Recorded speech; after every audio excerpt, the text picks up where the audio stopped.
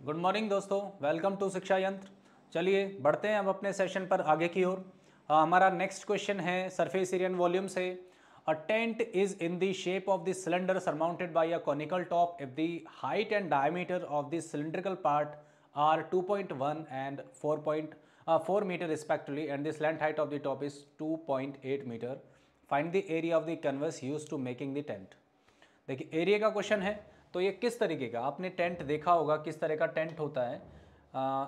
ये नीचे वाला हिस्सा जो है वो इस तरीके का सिलेंड्रिकल पार्ट है और इसके ऊपर जो है ऐसे कोन बनाया गया, तो ऐसा एक झोपड़ी जैसा टेंट बनाया गया है। तो इसका नीचे वाला जो हिस्सा है ये आपका सिलेंड्रिकल पार्ट है और ऊपर वाला हिस्सा आपका कोनिकल पार्ट है। तो इसकी हाइट कितनी है, ये है आपका 2.1 मीटर और इसका डायमीटर कितना है, ये है आपका 4 मीटर। इसका स्लैंट हाइट कितना है आपका 2.8 मीटर। तो सारी वैल्यूज़ को हम पहले एज इट इज़ लिख लेते हैं। इसमें इसकी हाइट गिवन नहीं है। अब इसकी हाइट गिवन नहीं है तो एक बार क्वेश्चन को चेक कर लीजिए। इसमें पूछा क्या गया है कि कन्वर्स कितना एरिया में रिक्वायर्ड होगा, आपको एरिया पूछा गया है। तो एरिया जब आप देखते हैं शंकु का या फिर कोन का, तो उसमें एच की ज़रूरत नहीं होती।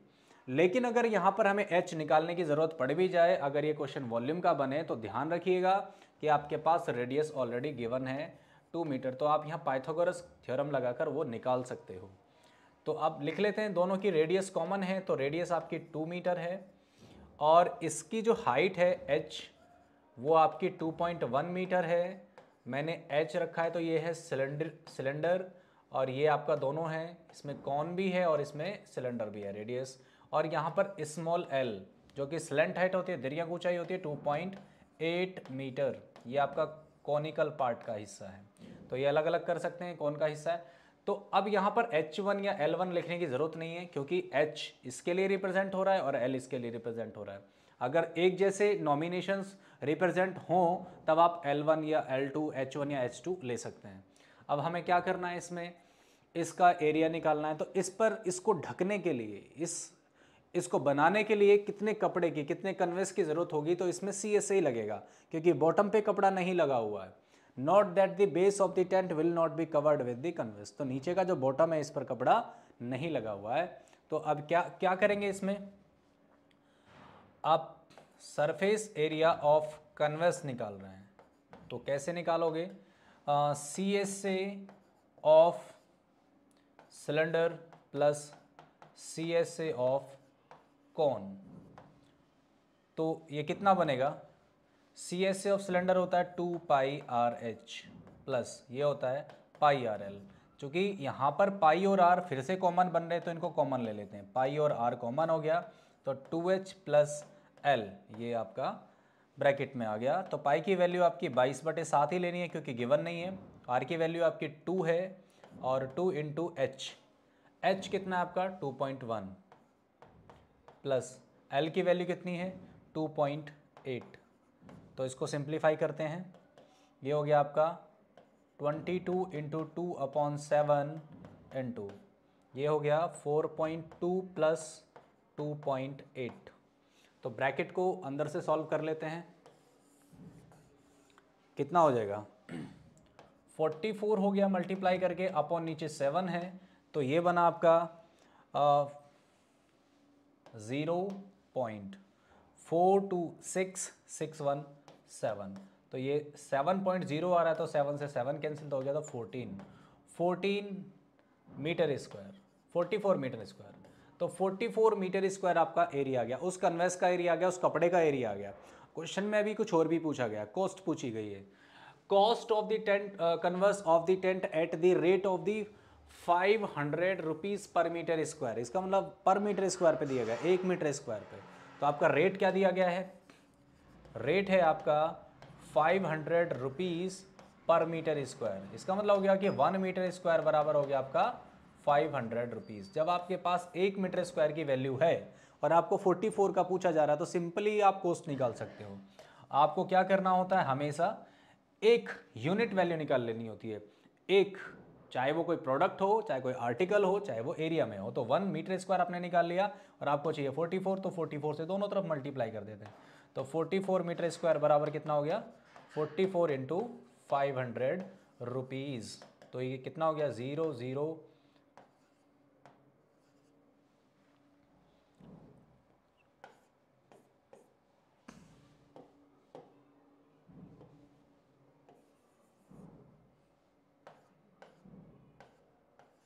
22,000 रुपये। ये आपका आ गया 22,000, 22,000 रुपये आ गया। तो आपको इस टेंट को ढकने में कन्वर्स के लिए जो कुल खर्च करना पड़ेगा वो 22,000 रुपये खर्च करने पड़ेंगे यदि 1 मीटर स्क्वायर की वैल्यू 500 रुपये हो, और जबकि आपके टोटल मीटर स्क्वायर कितने हैं 44 हैं। तो ये आसानी से हो गया क्वेश्चन, कोई मुश्किल नहीं था। तो ये एनसीईआरटी के ही सारे क्वेश्चंस हैं, तो आसानी से सॉल्व हो रहे हैं। तो आपको ये ज़्यादातर प्रैक्टिस करते रहना चाहिए ताकि आप और अच्छे क्वेश्चंस जो कि आप एनसीईआरटी से बाहर के भी हैं उनको भी सॉल्व कर सकें। तो आइए देखते हैं और क्या क्वेश्चंस हैं इसके।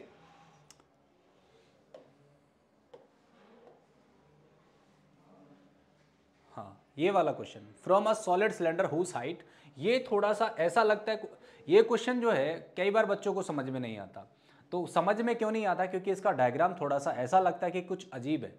अजीब किस तरीके से है, क्योंकि from a solid cylinder whose height is 2.4 centimetre, diameter 1.4 centimetre, a conical cavity of the same height and same diameter is hollowed out.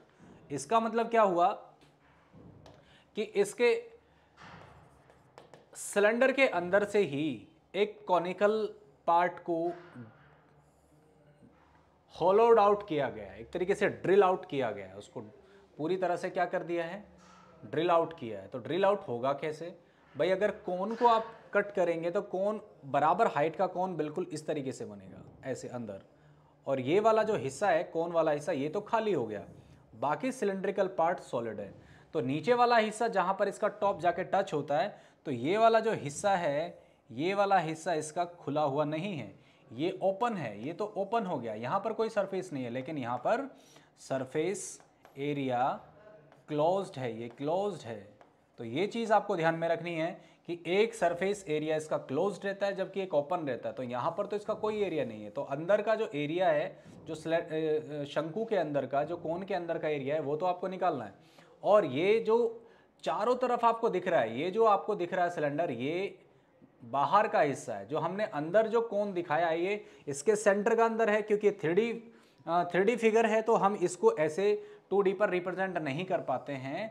तो क्या है, इसके अंदर जो हिस्सा है ये वाला, ये इसके सेंटर पे है, मतलब इस गोल लकड़ी के अंदर है, ये अंदर से निकाला गया है। तो बाहर वाला जो सिलेंडर है, अगर इसको बाहर से देखेंगे तो ये होलोड जो हिस्सा है दिखेगा भी नहीं बिल्कुल। तो इसका मतलब सिलेंडर के बाहर वाले हिस्से पर, मतलब उसके सीएसए पर कुछ भी फर्क नहीं पड़ा है, बल्कि नीचे वाला हिस्सा जो है ये भी इसमें इंक्लूडेड है।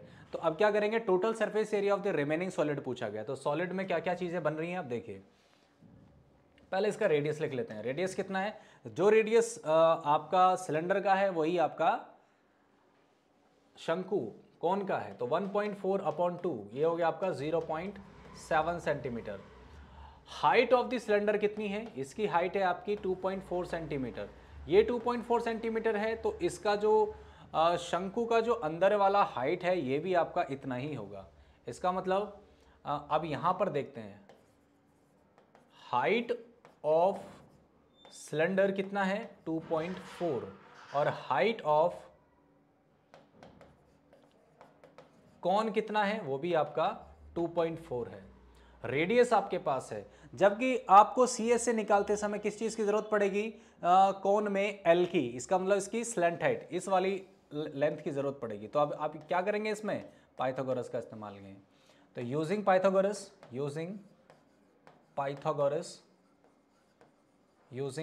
पाइथागोरस पाइथागोरस का इस्तेमाल करते हुए आप क्या करेंगे, इसमें L बराबर √h² प्लस r² करेंगे। तो h की वैल्यू कितनी है 2.4 सेंटीमीटर, उसका स्क्वायर कर देंगे। L कितना है आपका 0.7 का स्क्वायर, तो कितना हो गया 24 इंटू 24 576, तो 5.76, और ये हो गया आपका 0.49। इनको प्लस करेंगे तो कितना बनेगा, L = √9 + 6 5, 4 + 11 12 6 625, ये किसका हो गया 2.5 सेंटीमीटर। तो इसका मतलब क्या है, जो आपका स्लेंट हाइट है वो आपकी 2.5 सेंटीमीटर है। ये वाली हाइट आपकी कितनी है 2.5, जिसका आपको यूज़ करना है 2.5 सेंटीमीटर है। तो सरफेस एरिया निकालने के लिए क्या करेंगे, सरफेस एरिया बराबर पहले होगा C S A of cylinder, C S A of cylinder plus साथ ही उसका बेस, सिलेंडर का बेस किस शेप में है, सर्कल के में, एरिया ऑफ सिलेंड्रिकल बेस, तो उसका बेस कितना होता है, सर्कल होता है, तो यहाँ लिख लेते हैं circle, plus C S A of cone, तो कॉन का सी एस ए, सारी वैल्यूज इसमें डालिए, पहले फॉर्मूला अप्लाई कर लेते हैं। तो ये होता है 2πRh प्लस πr² प्लस ये आपका πRl, यहाँ से क्या कॉमन आ रहा है, πr और πr सब में से कॉमन आ गया है, तो πr आ गया आपका बाहर, क्योंकि r सबका कॉमन है, क्योंकि डायमीटर जो रेडियस है आपका सबका कॉमन है। तो यहाँ से बचता है आपका 2h, यहाँ से क्या बचता है सिर्फ r, और यहाँ से बचता है आपका सिर्फ l। अब जो वैल्यूज़ हैं इसमें पुट करते हैं, 22/7, r की वैल्यू है 0.7, 2 इंटू h की वैल्यू कितनी है, दोनों ही h बराबर हैं, लेकिन ध्यान रखने वाली बात है किसी किसी केस में अलग हो जाए तो फिर उसमें ध्यान रखना है, h1 h2 भी करके रखना है। तो 2.4 प्लस r की वैल्यू 0.7 प्लस l की वैल्यू 2.5, तो कितना हो गया, इससे ये वैल्यू कैंसिल हो गई, 0.1 हो गया, तो ये 22 इंटू 0.1 प्लस सॉरी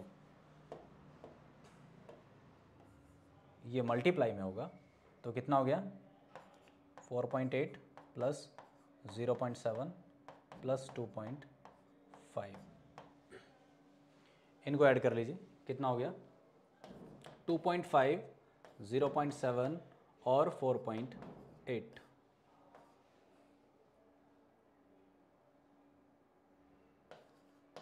ये आ गया आपका 8.0, तो 22 0.1 इंटू 0.8, इनकी मल्टीप्लाई करेंगे तो कितना आएगा, 8 2 जा 16, 8 2 जा 16 1 17, ये आपका किस में है सेंटीमीटर में, तो आ गया आपका सेंटीमीटर स्क्वायर। आगे लिखा गया है नियरेस्ट सेंटीमीटर स्क्वायर, इसका मतलब क्या है, इसका मतलब है कि इसको आपको कंप्लीट वैल्यू देना है, सिग्निफिकेंट बना देना है इसको। 17.6 आपका लिखा हुआ है, तो 17.6 किसके पास होगा, 17 के या 18 के, ऑब्वियसली 18 के पास होगा, क्योंकि ये हाफ से ऊपर जा रहा है, तो 18 सेंटीमीटर स्क्वायर इसकी जो अप्रॉक्स वैल्यू है वो आपकी नियरेस्ट वैल्यू आ गई। तो इसमें जो आंसर होगा वो आपका 18 सेंटीमीटर स्क्वायर परफेक्ट वैल्यू दी गई होगी। तो इस तरह के क्वेश्चंस आते हैं, तो ज़्यादा मुश्किल नहीं है, बस आपको ध्यान रखना है कि रेडियस क्या है, उसकी लेंथ क्या है, उसकी हाइट क्या है, इन सारी चीज़ों को ध्यान देते हुए आप ये सारे क्वेश्चंस आराम से कर सकते हैं। अब देखते हैं इसका नेक्स्ट क्वेश्चन क्या है। तो नेक्स्ट क्वेश्चन है इसका ये, A wooden article was made by the scooping out a hemispherical from the each of the end solid cylinder। अब यहाँ पर आपको क्या दिया गया है, फिर से एक सॉलिड सिलेंडर दिया गया है, उसमें से फिर से स्कूप आउट किया जा रहा है हेमिस्फेयर को, दोनों एंड्स पे से इस तरीके से दो हेमिस्फेयर काट लिए गए हैं। तो यहाँ पर इनके स्फेयर क्या हो गए हैं, स्फेयर से हेमिस्फेयर से इसके सरफेस एरिया में इंक्रीमेंट हो गया है, बढ़ गया है, क्योंकि ये अंदर की तरफ कट गया है तो ज़्यादा सरफेस एरिया बन के आ जाएगा। तो ये चीज़ पूछी जा रही है, if the height of the cylinder is 10 centimetre, यदि इसकी हाइट जो है वो 10 सेंटीमीटर है, and it's base of radius is 3.5, और इसका जो बेस है वो 3.5 है। 3.5 अगर रेडियस है तो वो सिलेंडर की भी रेडियस है और वो साथ के साथ हेमिस्फेयर की भी रेडियस है। Find the total surface area of the article, इसका आपको एरिया निकालना है। तो r बराबर कितना है आपका 3.5 और h बराबर कितना है आपका 10 सेंटीमीटर। तो सरफेस एरिया ऑफ आर्टिकल क्या होगा, बराबर CSA ऑफ सिलेंडर प्लस, यहाँ पर दोनों तरफ क्या है, दो हेमिस्फेयर है, तो CSA ऑफ हेमिस्फेयर,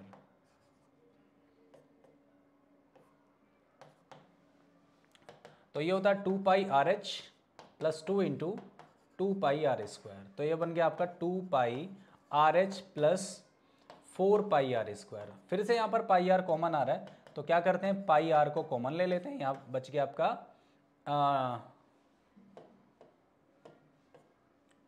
2h और यहाँ से बच गया आपका एक तो 2 बचा और एक r बच गया, राइट।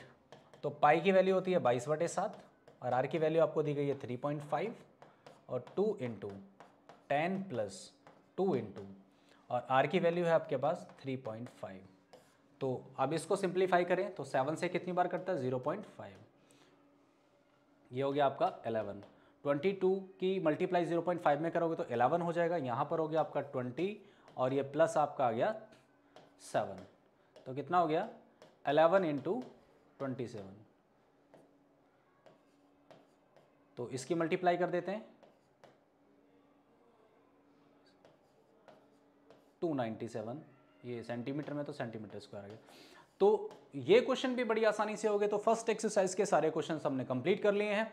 आई होप आपको ये समझ में आए होंगे, और अगर नहीं समझ में आया तो आप वीडियो को रिपीट करके देखिए और खुद प्रैक्टिस कीजिए। आप पहले एनसीईआरटी के सारे क्वेश्चन सॉल्व करिए, फिर उसके बाद रिफ्रेशर के क्वेश्चन करने की कोशिश कीजिए। तो ये क्वेश्चन ज़्यादा मुश्किल नहीं है, बस आप फॉर्मूले पर और डायग्राम के उन हिस्सों पर वो जिस तरीके से मॉडिफाई किए जा रहे हैं उन पर आपको ध्यान रखना है। आई होप कि आप इससे सीख पाएंगे। Thank you.